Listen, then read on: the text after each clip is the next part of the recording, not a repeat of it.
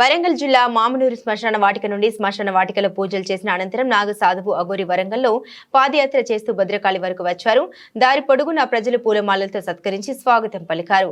అనంతరం భద్రకాళి ఆలయ ప్రాంగణానికి చేరుకోగానే పోలీసులు బట్టలు ధరిస్తే కానీ అనుమతించమంటూ నిరాకరించారు. దాంతో అఘోరి ఒంటిపై బట్టలు ధరించి భద్రకాళి శరణమంటూ దర్శనం చేసుకున్నారు. అనంతరం తను చేస్తున్నటువంటి పాదయాత్ర యొక్క ముఖ్య ఉద్దేశం సనాతన ధర్మం కోసం ఆడవాళ్లపై జరుగుతున్న అఘాయిత్యాల్ని ఆపడానికై లోకం సుభిక్షంగా ఉండాలంటూ తను ధర్మం కోసం చేస్తున్నటువంటి ఈ పాదయాత్రకు ప్రజలు బ్రహ్మరథం పడుతున్నారన్నారు. అలాగే సనాతన ధర్మాన్ని కాపాడడం కోసం తను ప్రతి గుడిని దర్శనం చేసుకుని ధర్మాన్ని కాపాడతామని తెలిపారు.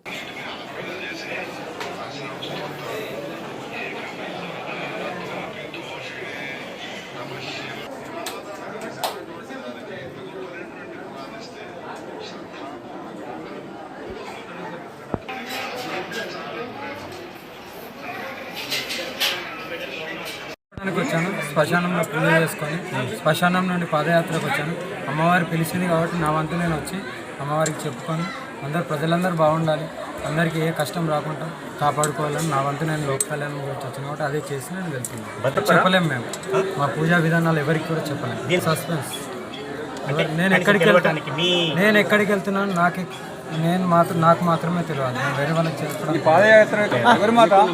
ప్రజల్ని ఒకటే చేయాలి, నా సనాతన ధర్మాన్ని కాపాడుకోవాలి, హిందువులందరూ ఒకటే అవ్వాలనే సంకల్పంతో అమ్మగా తెలుస్తుంది. మా కాళీమాత, నేను కూడా కాళీమాత ఉపాసన కాబట్టి అమ్మ మహిమలు నాకు తెలుసు కాబట్టి ఎవరన్నా వచ్చి అమ్మని దర్శించుకొని ఆ కష్టాలు చెప్పుకుంటే కంపల్సరీ నా అమ్మ తెలుస్తుంది. ఇక్కడ పుస్తున్నాను తండ్రి, నేను వస్తున్నాను తెలిసి వచ్చి ప్రోత్సహించారు. అమ్మ నడుచుకుంటే పాదయాత్ర వెళ్తుంటాయి. చాలామంది పెద్ద పెద్ద వాళ్ళు ఉన్నారు, ఎవరు రాంది ఆమె నా మీద గౌరవంతో సనాతన ధర్మం గురించి ఆడపిల్ల నడుస్తుంది ఇలా అని నా వంతు మద్దతు తెలపడానికి వచ్చింది. నాకు ఇబ్బంది అవుతుందో ప్రజలకు నాకైతే ఏమి ఇబ్బంది మీకు తోడు. మీరు కుంభమేళకి వెళ్తున్నా.